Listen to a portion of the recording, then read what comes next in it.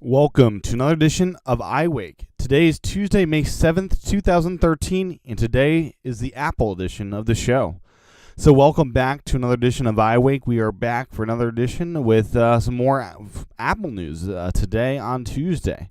So let's get into it. What has been going on? What's important in the Apple ecosystem right now? First off, I just want to mention that John Rubinstein, the old Palm CEO, the WebOS guy, has joined the board of Qualcomm. So he is now out of his retirement. He's on the board of directors of Qualcomm, and it'll be curious to see if that comes of anything. It seems like just a pretty cush just position to have on his resume and provide what guidance he can to the company, but nothing huge of note there. Next up, something I was going to leave for the Nintendo show. I'll probably talk about a little bit on that show, but Electronic Arts has been selected and is now an exclusive partnership with LucasArts to provide Star Wars gaming for the next few years. So this is rather big news. Electronic Arts, I'm not the biggest fan of anymore these days. They've kind of ruined the real racing franchise, I think. They've all but shunned off the Nintendo platforms. They're not bringing Madden to the Wii U, and they're just not a trustworthy development house anymore in my eyes. But they've been selected by LucasArts to bring Star Wars gaming to the next generation. It's a multi-year agreement. So what's going to happen? So here's the blog post on the Star Wars website. Today was announced that Lucasfilm and Disney Interactive are entering into a multi-year, multi-title exclusive licensing agreement with EA for the creation of new high-quality Star Wars games aimed at the core gaming audience and spanning multiple genres for console, PC, mobile, and tablets. Industry leaders and creators of best-in-class blockbuster games, the development and publishing teams at EA will collaborate with the creative teams at Lucasfilm to provide audiences with all new gaming experiences set in the ever-expanding Star Wars galaxy.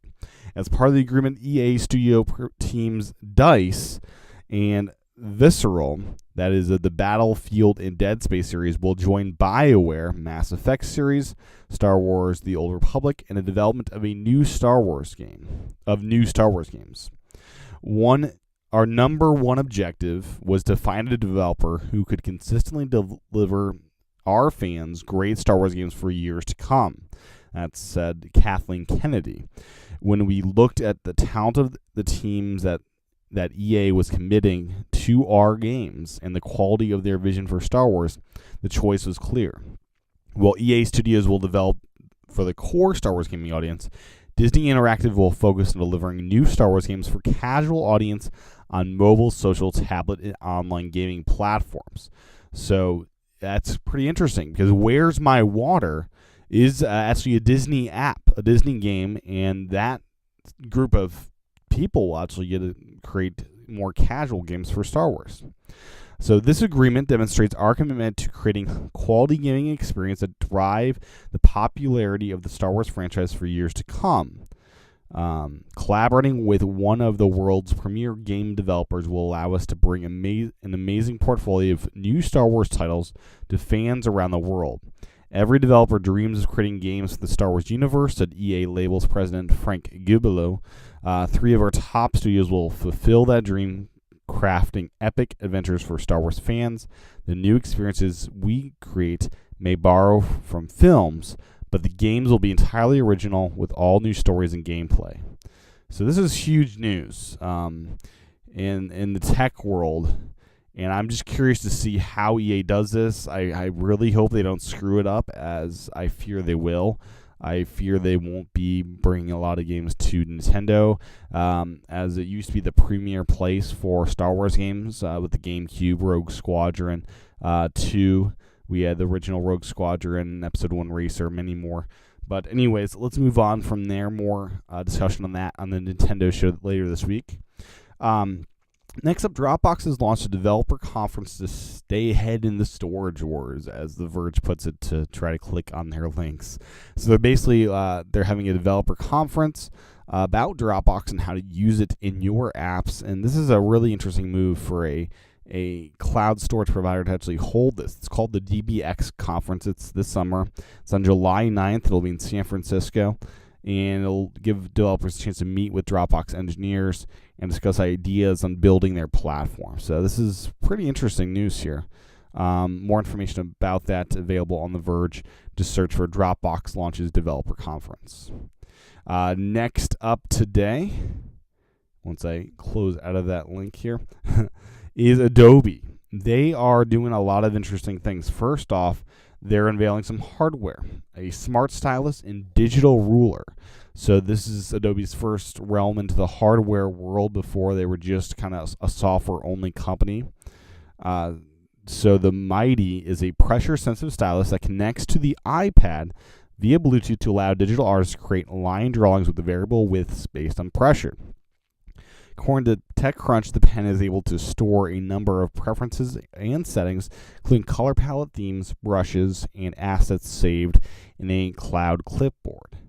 So, rather interesting news there. They also have a something called the Napoleon, which is a ruler, a digital ruler. So, more information about that as time goes by. Not a whole lot of news there.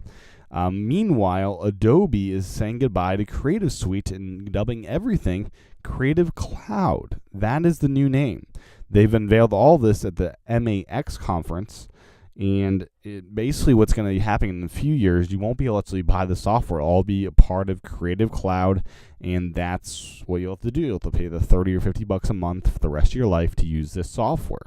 They also have new tools. For Photoshop, there's the camera shake reduction tool, which is every bit as magical as they'd hoped, this article.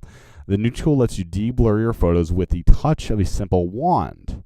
So that's one new tool. There's also a new camera raw filter that lets you apply raw edits as a layer, and an improved 3D painting tool that's up to 100x faster.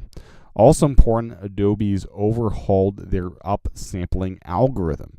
So you can scale up a small image with far less degradation. Finally, a new smart sharpen tool will let you fine-tune how you sharpen your images and reduce noise. A lot more tools and updates here. I'm not going to go into all of them, as it could take hours to do that. It's not hours, but a long time. Just search for Adobe. Say goodbye to Creative Suite. Adobe CS is now Creative Cloud. That is on Gizmodo. A good post there about the changes with Adobe Suite. Next up, briefly I'm mentioning that Hulu Plus is now available on Windows Phone 8, and Apple has released iOS 6.1.4 for the iPhone 5. It's got a new speaker phone audio profile. So if you're an iPhone 5 user, you can now update.